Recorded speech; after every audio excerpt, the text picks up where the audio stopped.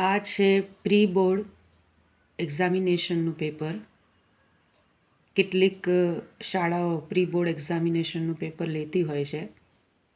અત્યારે ધોરણ 12 સામાન્ય પ્રવાહ વિષય ઇંગ્લિશનું પેપર આપ જોઈ રહ્યા છો. પ્રી બોર્ડ એક્ઝામિનેશનનું પેપર લેવાથી ફાયદો એ થાય કે આપણને પણ થોડો અંદાજ આવે કે બાળક ક્યાં ભૂલ કરી શકે છે અને કેટલી મહેનતની જરૂર છે. કેટલાક વિદ્યાર્થીઓ ખૂબ આતુરતાથી આના આન્સરની રાહ જોઈ રહ્યા છે અને એટલા માટે આપણે આ પેપર પહેલાં તો હું આપને બતાવી દઉં.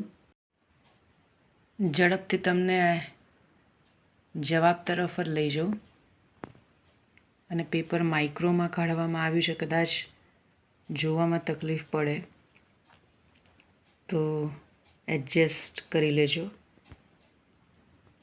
અને જે બાળકો આતુરતાથી આ જવાબની રાહ જોઈ રહ્યા છે એમના માટે ખાસ આ પેપર બતાવવામાં આવી રહ્યું છે.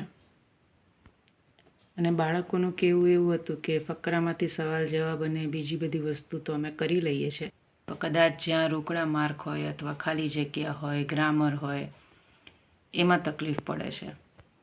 હું બહુ લાંબો વિડીયો નહીં બનાવું, પણ તમને એક અંદાજ આવી જાય એટલે પેપર બતાવી રહ્યું છું. અહીંયા 40 નંબરનો જે પ્રશ્ન છે એ છે સમરી રાઇટિંગ અને ફકરો પણ વ્યવસ્થિત છે, પણ પછી 41 થી 45મો જે પ્રશ્ન છે એ ન્યૂઝ ક્લિપિંગનો ફકરો છાપવાનું જ ભૂલી ગયા છે. એટલે મેં એવું કર્યું કે પ્રશ્ન બદલી નાખ્યા અને આ જ ફકરામાંથી એ લોકો જવાબ લખી શકે, કારણ કે આ પ્રોવાઈડ તો આપણે કરી શકીએ એમ નથી. એટલે દરેક જણા અલગ રીતે આના સોલ્યુશન કાઢતી હોય છે. એટલે એ શિક્ષક ઉપર નિર્ભર કરતું હોય છે. અને પછી છે આ સેક્શન ડી.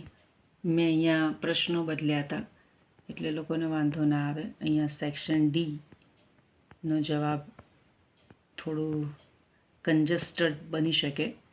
અને પછી ડાયરેક્ટ ઇનડાયરેક્ટ હું લખવાનો પ્રયત્ન કરીશ કે વિડીયોની અંદર તમને સ્પષ્ટ રીતે દેખાય. કેટલાક વિદ્યાર્થીઓ એવું કહે છે કે ના, લાંબા વિડીયો નથી ગમતા અને અમને ટુ ધી પોઈન્ટ, એટલે આપણે એ રીતે પણ આગળ વધી રહ્યા છે.